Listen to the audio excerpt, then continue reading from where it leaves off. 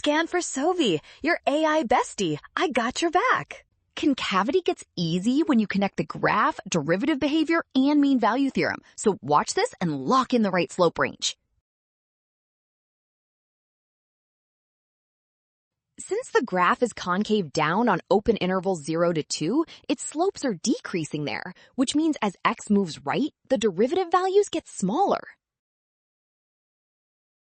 Now use the mean value theorem on the intervals from 0 to 1 and from 1 to 2, so each secant slope matches some tangent slope inside those intervals.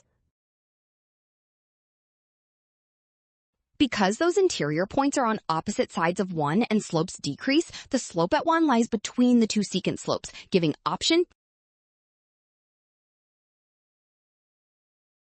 Well done! Option B, scan now. Trap, watch signs, avoid rush. Rule, trust given concavity and check the steps before picking the slope range.